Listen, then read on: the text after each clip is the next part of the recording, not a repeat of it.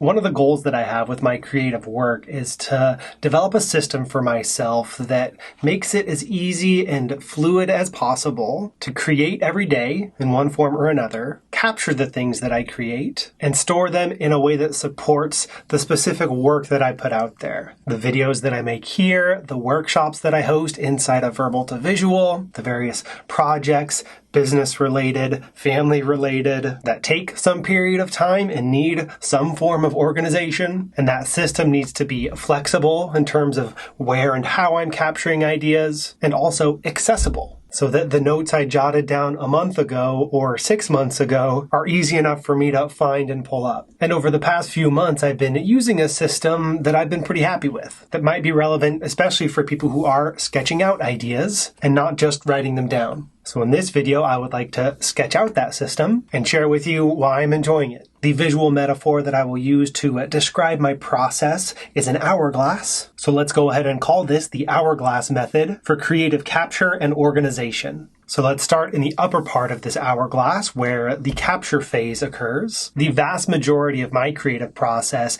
takes place in two locations. The first is what you see me writing and drawing on right now, which is a large roll of poster paper that I can continually pull across my desk as needed. And I feel like it was when I started using this type of material that kind of unlocked a new level of freedom and creativity for me, because I had access to this large space whenever I want it, giving myself a space where I can go big with the notes that I'm taking, especially since I'm often drawing my notes out. That's been kind of a game changer. But this setup here is limited to this room that I'm in right now, which is in the basement of my home. So when I'm not in this space, or when I have my laptop set up doing other work and I've got some ideas I want to sketch out, that's when I use a 9 by 12 inch spiral notebook that looks like this. It's actually more of a sketchbook, medium weight, 70 pounds, and blank pages that I can easily detach when needed. This is also what I use if I'm getting out of the house, going to work from a coffee shop. And what I like about this size is that it's small enough to be portable, to easily fit in a backpack. And then this combo of a fairly larger sheet of paper with a pen like this still gives me lots of space to play around in. And this combo of materials is somewhat comparable to this combo of materials, just slightly scaled down a bit. So it's here and here where I do most of my creative work. But then the question that comes up is, what do I do after I fill a page here on this poster paper, or fill one of the pages in this 9 by 12 sketchbook? And that's what occurs in the central area of this hourglass. Throughout my day, or maybe at the end of my work day or the start of the next one, I make sure to photograph my work. Because of the work that I do making videos like this, I happen to have a camera above my desk, which is very convenient, so that whenever I fill one of these pages, I can simply take a photograph before I clear it off my desk, either to fill it with more blank paper or pull out my computer for the next stage of work. That also makes it very convenient to take photos of the 9 by 12 sketches. And the reason that I like having this as the funnel that all of my creative work flows through is that it gives me flexibility in the materials that I use at any stage of the creative process. Even though these two are the ones I use the most often, I sometimes do use digital tools. Or sometimes it's nice to have something even smaller than a 9 by 12 notebook, like 3 by 5 index cards, if I want to do some brainstorming and organizing, moving of ideas around. And in either of those cases, it's not difficult to snap a photo or export an image so that I have a record of the work that I did that day. And with that daily accumulation of creative work in mind, two of the key principles here are to date every page and photograph every day. This will help you contextualize your work in the future whenever you look back on it, and this will help you make sure you don't really miss anything. But just as important as these first two steps of the process are, is where that work goes next. Where do these photographs live? How can they be organized in a way that supports whatever the outcome is, whatever the next stage of the creative process is for you? In my case, there are 3 places where these photographs of my creative work live. The first place that I put those photos is simply on the hard drive of my computer. I have a folder for each month of the year, and as I bring those photos in, I give the file name of the date with _1, _2, _3 at the end, because it's likely the case that I will have multiple photos for a given day. And that simple filing system by date makes it easy for me to scan back through work that I did any given month, any given week, any given day. But I wouldn't feel comfortable just having them in one location, and it can be helpful to store them not just by date, but also in connection with specific projects. And that's where the next tool comes in. And that tool is Notion. Notion is a software program that can be used in all sorts of different ways. For many people, it's a project management system. For others, it's a complete life operating system. I use it as an online backup for my creative work, as well as a place to organize that work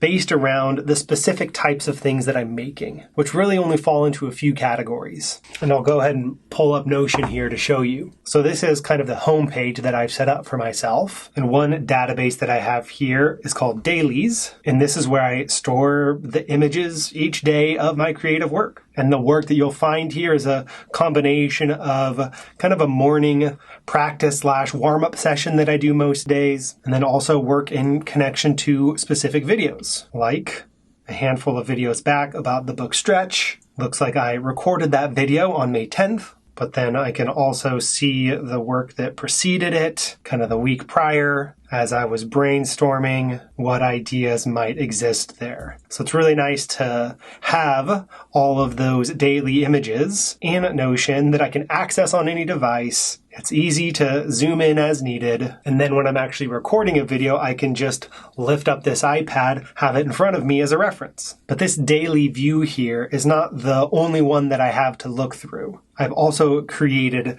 galleries, databases for each of the videos that I work on. Some of these videos I've already published, like the 4 spaces of creative work, the summary of Stretch, the first principles of visual note-taking, how I'm thinking about YouTube, and here we've got the hourglass method. And this was the drafting that I did prior to recording this video. So this is where I'm able to organize the little pieces of my creative work, not just based around the date on which I created them, but in connection with kind of the ultimate place where that work will live. Whether it be a video that I'm making like this one, or perhaps a workshop that I'm hosting inside of Verbal to Visual, or just a general project.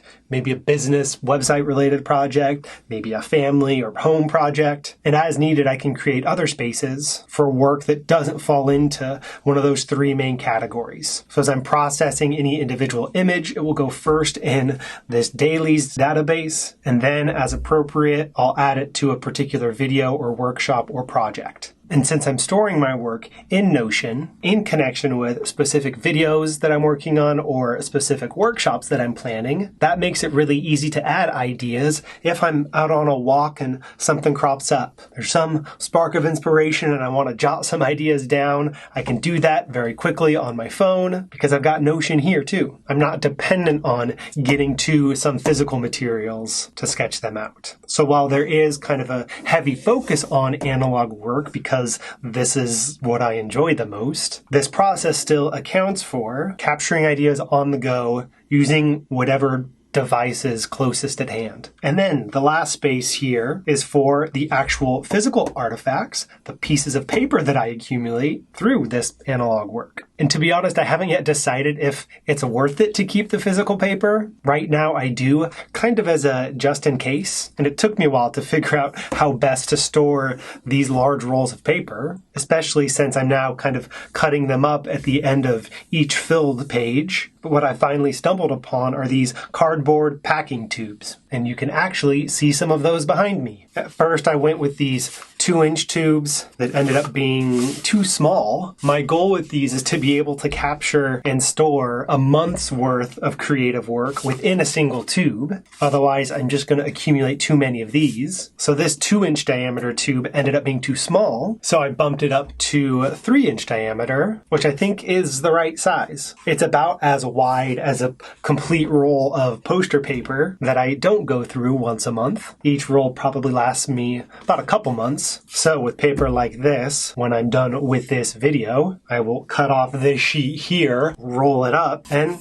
stick it in here. And then these live over here on the shelf. And again, only time will tell if I ever actually decide I want to go pull out one of those, but I'm at least keeping that option open. For sheets of paper, like the place where I drafted this video, I have a similar approach, this time using envelopes. And then, as with the tubes, if I ever decide to revisit work from a given era, maybe in 5 years I become curious about what I was working on in the summer of 2022, or maybe through looking back at past projects digitally, I see some work that I'm intrigued by and I want to reference a physical page again and maybe do something new with it. But really, most of the functionality of this portion of the hourglass happens here within Notion, because this is where I'm storing things in a way that helps me to move any individual piece of creative work. Again, whether it's a video like this one or a workshop that I'm hosting or maybe a new course that I'm creating, this provides that organizational structure. And then these two are kind of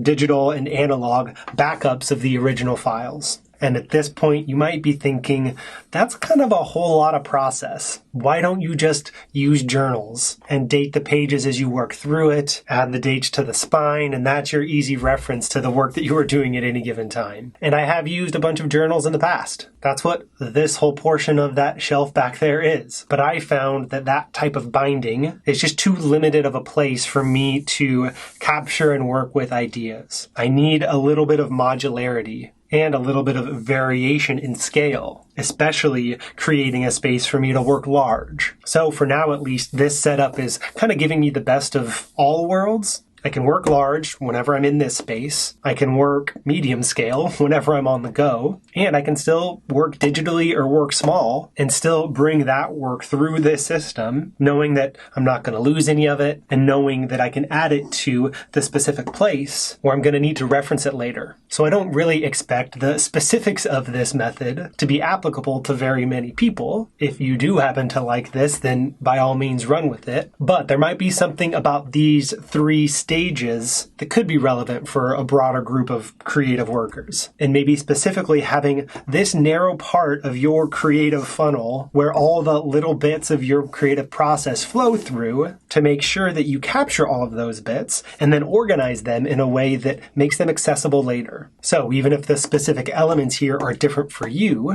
it might be the case that this overall structure, this overall visual metaphor does work for you. If so, I would love to hear about it. Let me know if your process looks anything like this, or if you think I'm crazy for doing it this way. And if you too enjoy sketching out ideas and not just writing them down, or you want to learn how to do that, to weave more sketches and visual metaphors into your work, then do come check us out at verbaltovisual.com. That's the online learning platform that I built to help folks develop their visual note-taking skills. That's where the workshops and courses live that I mentioned as one of the main things I create.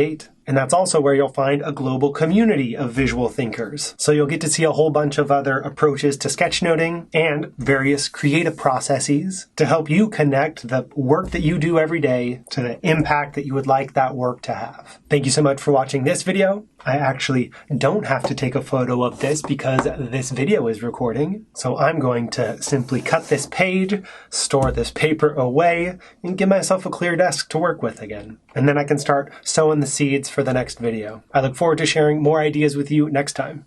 Till then. Just in case you were curious,